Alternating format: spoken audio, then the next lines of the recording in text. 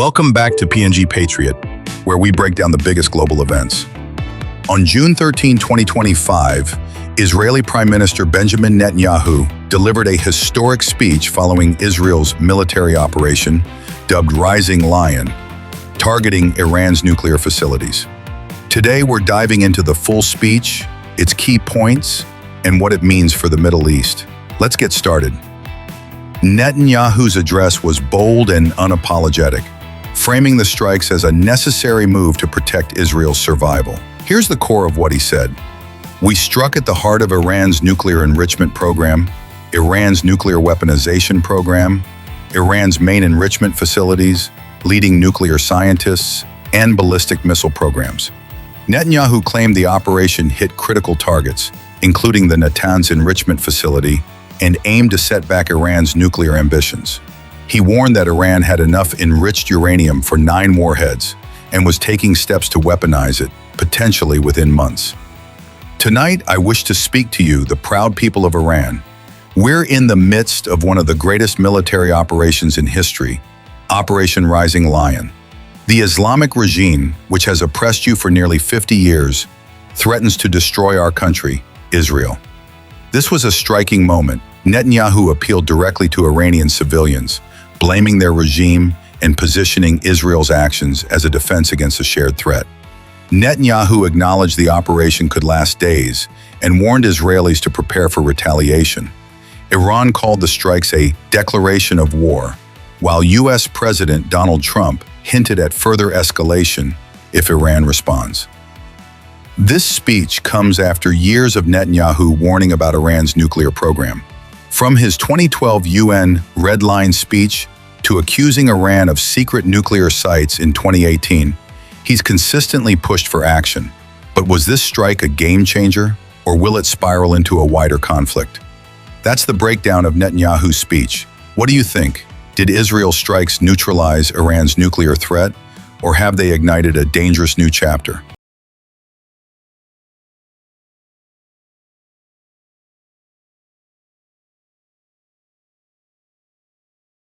Moments ago, Israel launched Operation Rising Lion, a targeted military operation to roll back the Iranian threat to Israel's very survival. This operation will continue for as many days as it takes to remove this threat. For decades, the tyrants of Tehran have brazenly, openly called for Israel's destruction. They've backed up their genocidal rhetoric with a program to develop nuclear weapons. In recent years, Iran has produced enough highly enriched uranium for 9 atom bombs. 9. In recent months, Iran has taken steps that it has never taken before, steps to weaponize this enriched uranium. And if not stopped, Iran could produce a nuclear weapon in a very short time. It could be a year, it could be within a few months, less than a year. This is a clear and present danger to Israel's very survival. 80 years ago, the Jewish people were the victims of a Holocaust perpetrated by the Nazi regime. Today, the Jewish state refuses to be a victim of a nuclear Holocaust perpetrated by the Iranian regime.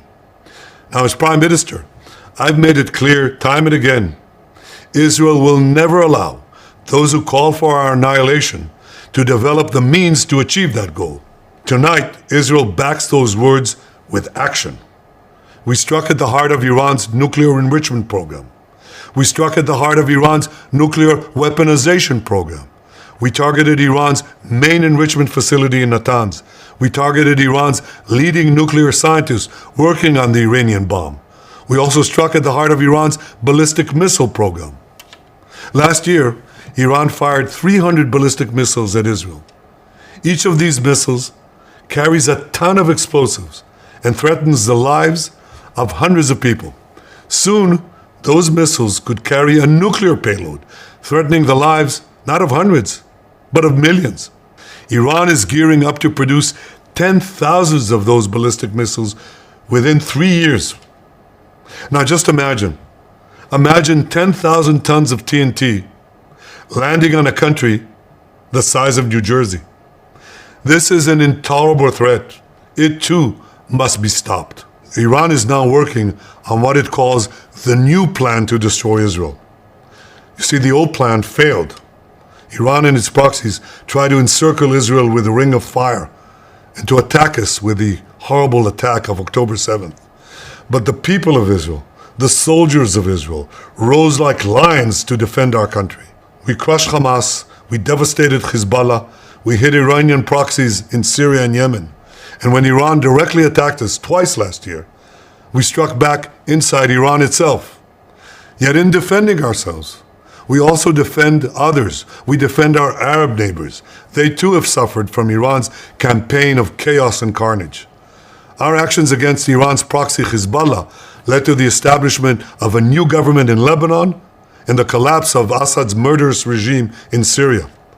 The peoples of those two countries now have a chance for a different future, a better future. So too do the brave people of Iran, and I have a message for them. Our fight is not with you. Our fight is with the brutal dictatorship that has oppressed you for 46 years. I believe that the day of your liberation is near.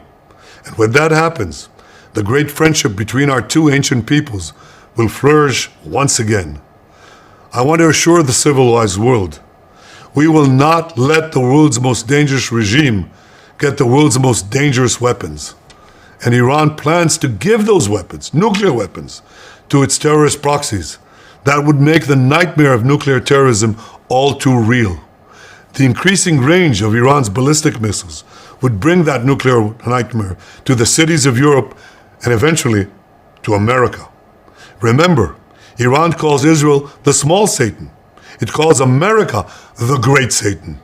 And this is why for decades, it's led millions in the chants of death to Israel and death to America.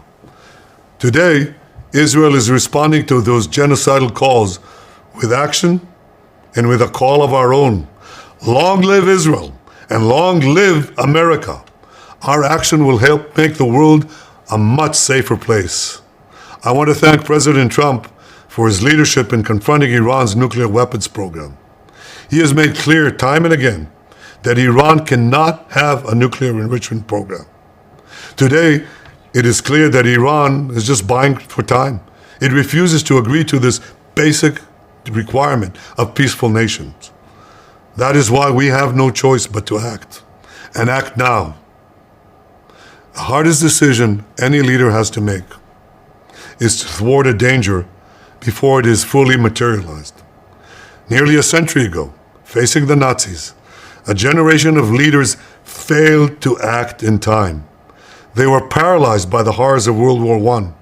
They were determined to avoid war at all costs, and they got the worst war ever. They adopted a policy of appeasement. They closed their eyes and ears to all the warning signs. That failure to act resulted in World War II, the deadliest war in history. It claimed the lives of 60 million, including 6 million Jews, a third of my people. After that war, the Jewish people and the Jewish state vowed, never again. Well, never again is now. Today, Israel has shown that we have learned the lessons of history. When enemies vow to destroy you, believe them.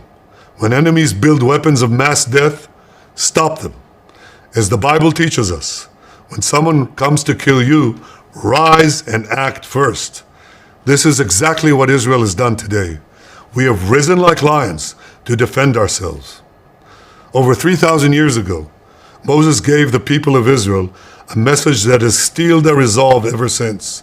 Be strong and courageous, he said. Today, our strong and courageous soldiers and people stand together to defend ourselves against those who seek our destruction. And by defending ourselves, we defend many others and we roll back a murderous tyranny. Generations from now, history will record that our generation stood its ground, acted in time, and secured our common future. May God bless Israel. May God bless the forces of civilization everywhere. Thank you. Drop your thoughts in the comments, hit that like button, and subscribe for more updates on this developing story. This is PNG Patriot signing off.